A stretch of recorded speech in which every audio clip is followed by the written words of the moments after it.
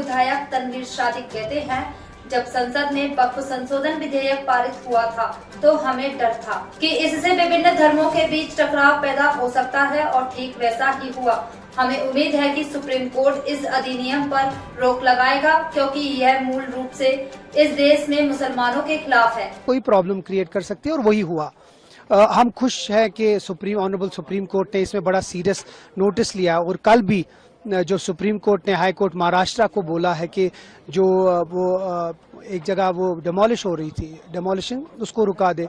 देखिए, हमारा यही खदशा था कि किसी न किसी तरीके से ये जो बिल है ये लोगों को जोड़ेगी नहीं, लोगों को तोड़ेगी आपस में।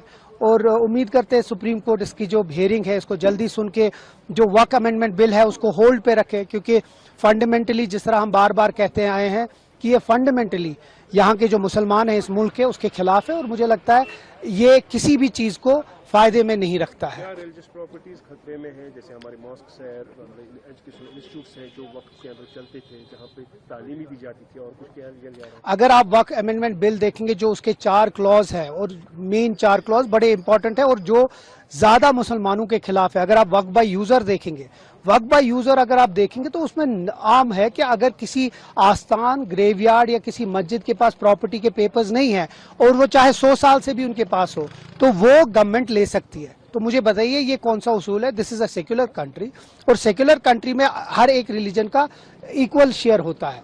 अगर हिंदू, सिख्स, क्रिश्चियंस उनके पास भी प्रॉपर्टीज है, हिंदू प्रॉपर्टीज 8 लाख एकड़ है लेकिन उसकी कोई बात नहीं करता। मुसलमानों के पास 8 लाख एकड़ है तो कहते हैं इसके ऊपर प्रॉपर्टीज पे देके।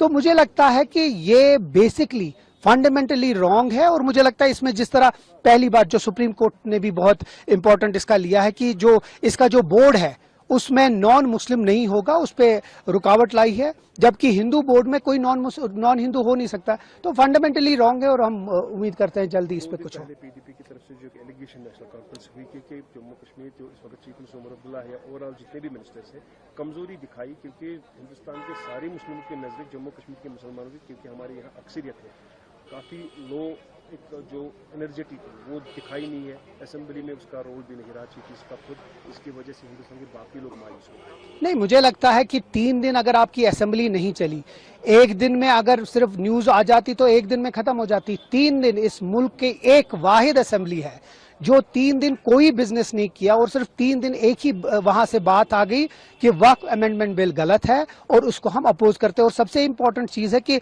लास्ट के दिन स्पीकर साहब ने ये बात आया की कि जो बात पूरा सेंस ऑफ द हाउस है वो इसके खिलाफ है और वो रिकॉर्ड्स में आया है और एक्सपेंज नहीं हुआ है। सो इसका मतलब है अगर जो आप रेजोल्यूशन से कर सकते थे एक दिन, वो हम 3 दिन जो रिकॉर्ड्स है असेंबली में उसमें किया। उसके बाद सबसे इंपॉर्टेंट जो हम कह रहे हैं कि इसकी जो असली जंग है सुप्रीम कोर्ट है, और सुप्रीम कोर्ट में हम इसको लड़